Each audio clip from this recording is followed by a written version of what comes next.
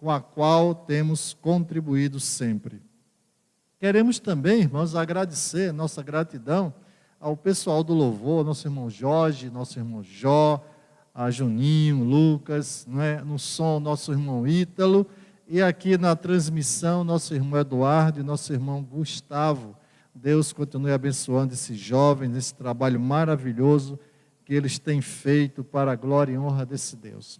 Vamos orar e logo após teremos uma breve reflexão. Oremos ao Senhor. Pai, obrigado porque Tu tens cuidado de nós. Obrigado, Senhor, pelo Teu zelo, pelo Teu amor para com cada um de nós. Agora queremos colocar os Teus servos enfermos em Teus braços para que possa estar restaurando, Senhor, sua saúde, a saúde de cada um deles. Pai querido, também clamamos a Ti por aqueles que completam idade nova, também no relacionamento matrimonial, para que possam completar muitos e muitos anos na Tua presença, alegrando, Senhor, o Teu coração. Ser com as congregações desta igreja, abençoando a todo o Teu povo, tanto ali no Barro como no Logradouro, bem como ali em Jericó. Que possas estar, Senhor, contemplando cada vida ali e fazendo com que a Tua vontade sempre prevaleça. Continuas abençoando a Tua igreja, dando-nos, ó Pai, esta alegria por estarmos Te servindo. Coloca essa alegria em nossos corações. Contempla cada casa que está participando deste culto, cada família, Senhor, e faz com que a Tua vontade prevaleça na vida de cada um deles, que haja paz e que a Tua presença seja uma constante, hoje e sempre, no nome bendito de Jesus. Amém. Eu gostaria de refletir com os irmãos acerca da vida de uma mulher. Como amanhã é consagrado, o Dia das Mulheres, nós comemoramos esse dia em todo o mundo, o Dia Internacional da Mulher. Eu gostaria nesse momento de ler uma oração de uma mulher. A mulher chama-se Ana e o texto encontra-se em 1 Samuel, capítulo 1, capítulo 2, a partir do verso 1. 1 Samuel 2, 1, que diz assim: Meu coração exulta no Senhor. No Senhor minha força é exaltada, minha boca se exalta sobre os meus inimigos, pois me alegro em Tua libertação. Não há ninguém santo como o Senhor, não há outro além de Ti, não há rocha alguma como nosso Deus. Não falem tão orgulhosamente, nem saia de suas bocas tal arrogância, pois o Senhor é Deus sábio, é Ele quem julga os atos dos homens. O arco dos fortes é quebrado, mas os fracos são revestidos de força. Os que tinham muito agora trabalham por comida, mas os que estavam famintos agora não passam fome. A que era estéril deu à luz seus 7 filhos, mas a que tinha muitos filhos ficou sem vigor. O Senhor mata e preserva a vida. Ele faz descer a sepultura e dela resgata. O Senhor é quem dá pobreza e riqueza. Ele humilha, Ele exalta.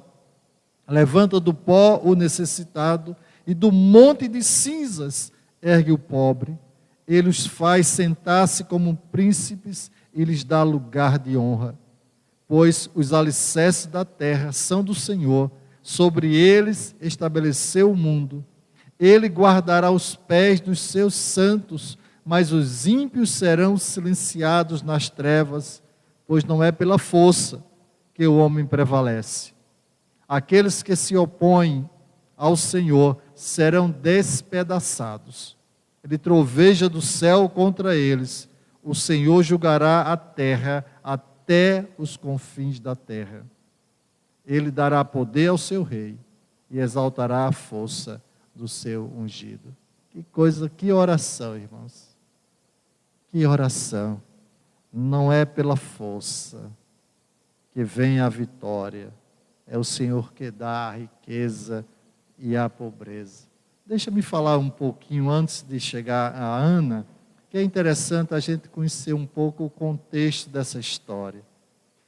No ano 1313, aproximadamente antes de Cristo, Moisés, ele liberta o povo, os hebreus, lá do Egito. Lembram-se que eles estavam ali como escravos. Então Moisés, guiado, dirigido por Deus, como um verdadeiro líder, liberta todo aquele povo do Egito. E durante 40 anos caminham naquele deserto até chegar à terra de Canaã. E ao chegar em Canaã, Moisés, ele não vai para Canaã. Deus não permite que ele entre em Canaã. E é interessante que ele olha para a terra prometida, mas Deus diz assim: só faça olhar, você não vai entrar lá. Você já pensou? Você chegar na beira da praia e morrer, não é? Morrer na beira da praia. Foi mais ou menos assim que aconteceu com Moisés. E ali Moisés morre, mas sem entrar na terra prometida. Josué, um outro líder, assume a liderança. E aí ele consegue levar o povo, ele consegue entrar em Jericó, ele consegue fazer, os irmãos estão lembrados e amigos da história de Josué, dos muros de Jericó, não é? Ele consegue com que aqueles muros caiam e eles entram na cidade, tomam a cidade. E a partir de Josué, segue-se momentos de queda, levanta e cai do povo hebreu, do povo de Deus, do Israel de Deus. E é terrível quando acontecem essas coisas na vida do homem, que ele não prevalece sempre, mas ele está aqui com Deus, está em comunhão com Deus, e depois cai, começa então a desagradar, a entristecer o coração de Deus, fazendo coisas terríveis. E aí Deus levanta juízes. Durante muitos anos, os juízes prevaleceram. O primeiro juiz foi Otoniel, Eude, Sangar, Débora, Gideão, Tolá, até chegar a Abidom e Sansão. Depois de Sansão, assume Eli, e depois de Eli, assume Samuel. E é aí que nós queremos chegar. Samuel assume, é um dos juízes que dá posse ao primeiro rei de Israel, chamado Saul, e logo depois de Saul vem Davi. Mas para chegarmos a Samuel, Ana, mãe de Samuel, esposo de Elcana, sofre, irmão, sofre muito, muito mesmo, para que ela pudesse fazer esta oração. Foi uma oração de quebrantamento, foi uma oração também de alegria, uma oração de gratidão a Deus. Quem foi Ana? Todos os anos, todos os homens, né, do sexo, aliás, todos os homens, eles teriam que ir fazer 3 viagens a Siló, que era até onde estava a arca da aliança, e todos eles iam até Siló para as 3 festas, que era o tabernáculo, festa da Páscoa e festa do Pentecostes. Em uma dessas festas, provavelmente a dos tabernáculos, Ana acompanha o seu esposo, e ao chegar num templo ali, ela se quebranta diante de Deus. Ela faz uma oração e também faz uma promessa. Normalmente a gente faz oração: Senhor, se tu me deres, não é? Depois eu faço isso e aquilo para contigo. Ana pediu a Deus um filho. Ela estava tão emocionada, tão quebrantada, que ali acha que ela estava embriagada. E depois ela disse: Senhor, dá-me um filho. E se tu me deres este filho, eu vou trazê-lo para ser criado aqui no templo, junto com Eli. Vejam que oração, não é? Que oração. Ele chama aquela mulher, chama Ana, e diz: você está embriagada a esta hora da manhã? Não, Senhor, eu não estou embriagado. Eu estou aqui orando a Deus, clamando ao meu Deus um favor. E o que acontece, irmãos, é que Eli, enviado por Deus, né, guiado por Deus, faz com que a promessa, o pedido que Ana fez, o clamor ardente, seja atendido pelo Senhor. E aí acontece algo interessante, ela diz, volta para casa, você vai engravidar e vai ter um filho. Ela volta para casa. Ao chegar em casa, eles têm relação com seu esposo, Elcana, e aí Ana começa, então, o processo de gravidez, tem um lindo filho, e coloca o nome daquele filho, Shamuel, que quer dizer nome de Deus, pode ser também pedido de Deus, pode ser também ouvido por Deus. Samuel, filho de um clamor, filho de uma oração, filho resultado de um quebrantamento. Ele é levado para o templo logo após a sua, ainda muito criança, não sabemos dizer a idade correta, mas ele era muito criança, provavelmente ele tinha uns 3 anos de idade. Ele é levado para o templo, e ali ele começa então a servir a Eli, a trabalhar com Eli, ali naquele templo. Irmãos, ser estéril naquela época era como uma árvore sem frutos. Você já pensou uma mangueira sem mangas? Um cajueiro sem caju? Era mais ou menos isso. E Ana conseguiu com sua oração ser quebrada a sua fase estéril de vida. E ela conseguiu junto a Deus esse presente maravilhoso, que é a graça de ter um filho. Mas, irmãos, ela prometeu o filho. E ela fez isso com muita alegria. Quando a criança estava mais ou menos com 3 anos, ela vai ao templo e ali deixa, depois de desmamá-lo praticamente, né, levou o menino, ainda pequeno, à casa do Senhor em Siló, com um novilho de 3 anos de idade, uma arroba de farinha, uma vasilha de couro cheia de vinho.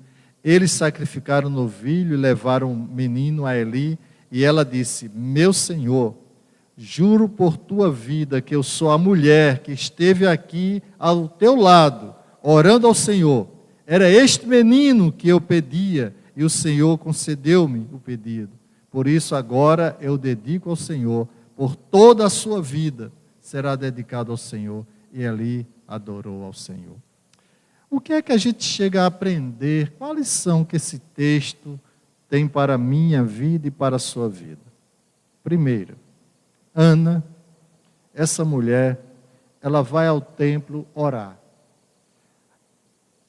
Precisamos valorizar mais a oração. Mas ela orou a quem? Orou ao Deus Criador. É como aquele Salmo 121. Elevo meus olhos para os montes, de onde me vem o socorro? O meu socorro vem do Senhor. Ela orou a Deus que a criou, que deu vida para ela. Oração, irmãos, foi valorizada por Ana. Valorizada por Ana. E precisamos valorizar mais a oração. Algumas pessoas da igreja estão orando também por você, estão ligando para você. Alguns irmãos têm recebido ligações de outros irmãos. E temos feito uma campanha de oração, porque queremos que Deus mude essa situação.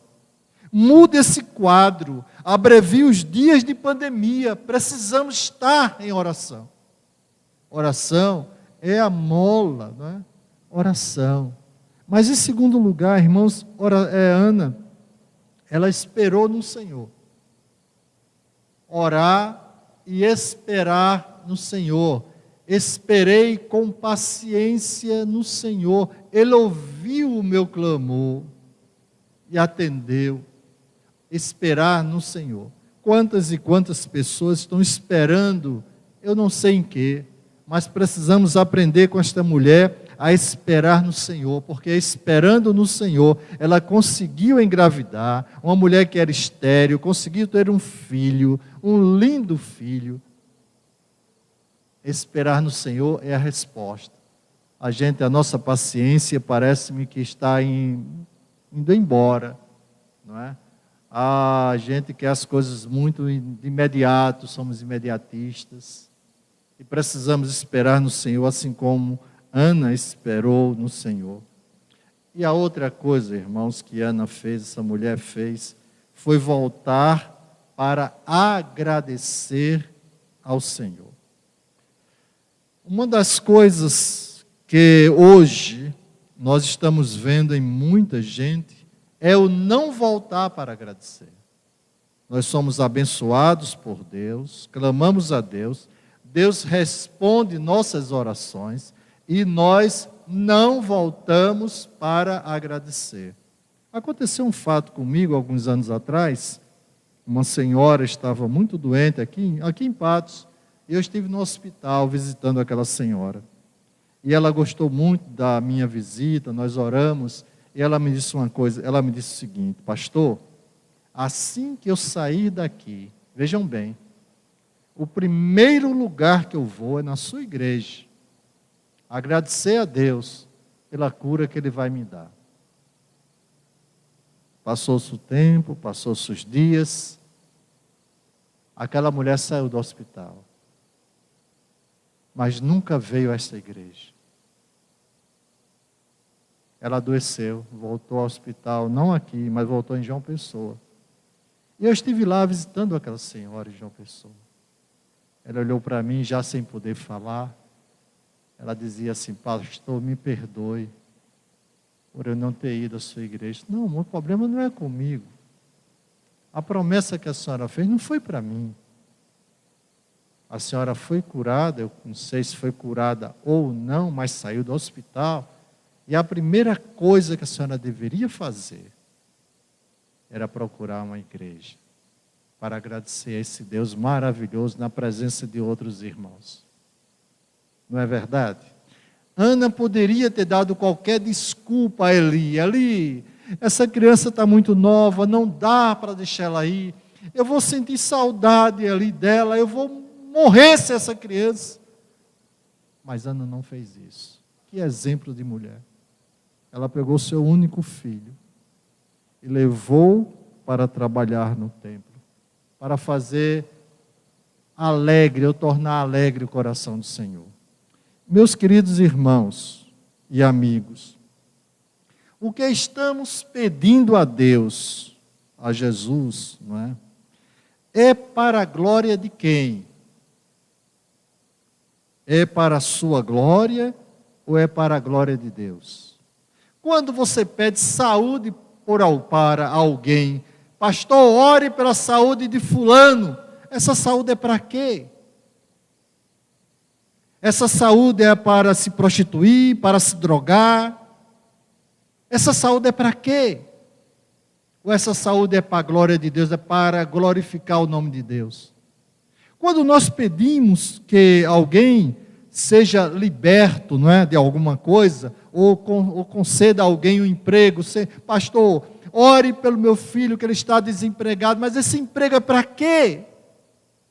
É para distanciá-lo da igreja? É para que ele arrume novas amizades e comece então a ser uma pessoa rebelde porque está ganhando dinheiro, está com emprego? Para quê? É preciso, meus queridos, fazermos como Ana. Senhor, dai-me uma criança, mas que ela seja para a tua glória. Ela sirva para alegrar o teu coração. Nós estamos às vezes pedindo muita coisa a Deus que não é para a glória de Deus. Quantas e quantas vezes eu vi pessoas desempregadas sem ter nem o que comer. Eu conheço pessoas que não tinham o que comer e hoje têm mansões, fruto de oração, a igreja toda orando. E agora? Para que está servindo tudo que ele tem? distante de Deus, longe de tudo. Para quê? Então eu creio, irmãos e amigos, que precisamos fazer uma reflexão de que nós estamos pedindo a Deus. Ana, Senhor, dá-me, que eu vou te devolver. Ela orou assim: dá-me a alegria de ter um filho, porque ele será teu, ele vai te servir.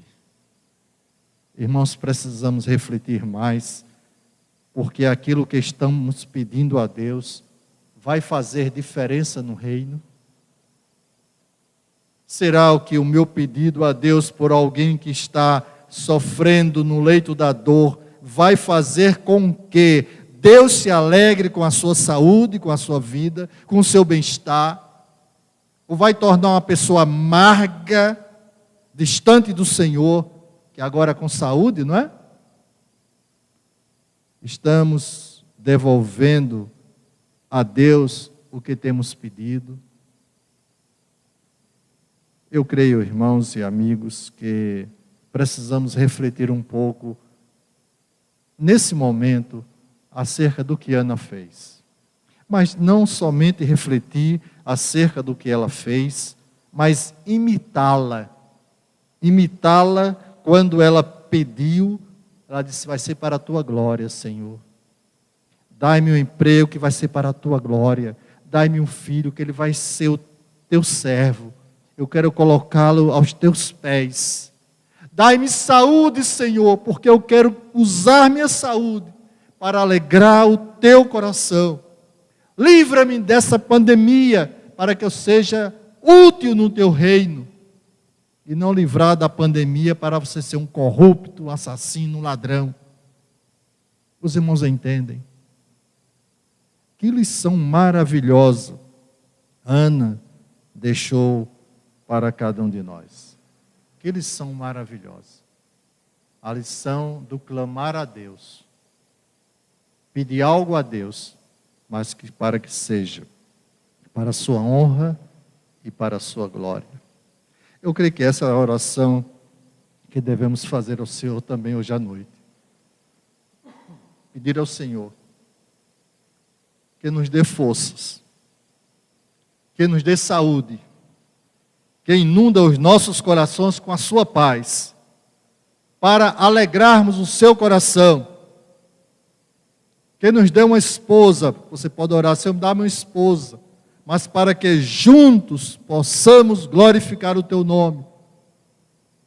Não alguém só para satisfazer as minhas necessidades. Oh, meus irmãos, como seria bom se nós nos despertássemos para essa tão grande obra e que tudo o que pedíssemos a Deus fosse para glorificar e alegrar o seu coração. Façamos isso.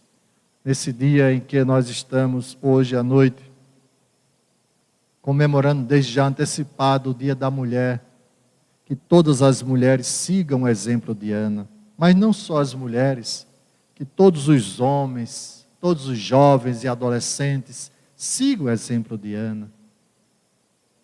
Que o que pedir a Deus, peça-o, na certeza de que serão respondidos e que a resposta será para glorificar esse Deus maravilhoso. Faça isso, porque essa é a vontade de Deus em Cristo Jesus, para com cada um de nós, alegrar o seu coração, hoje e sempre. Vamos orar? Querido Deus, obrigado, Senhor, porque a tua palavra fala mais alto aos nossos corações. Quantas coisas, Pai, nós temos pedido a ti, Senhor, para nada, que não vai fazer diferença nenhuma no teu reino.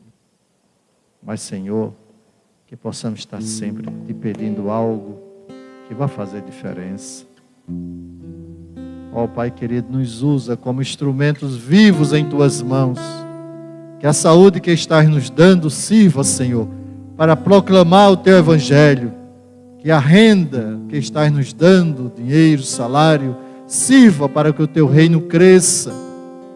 Que a paz que colocas em nossos corações sirva, Senhor, para que possamos transmiti-la a outros que estão ansiosos, deprimidos, solitários, angustiados. Ó Deus e Pai, faz isso conosco. Abençoa a tua igreja, toma-nos em teus braços. Mais uma vez eu te peço, no nome bendito de Jesus. Amém.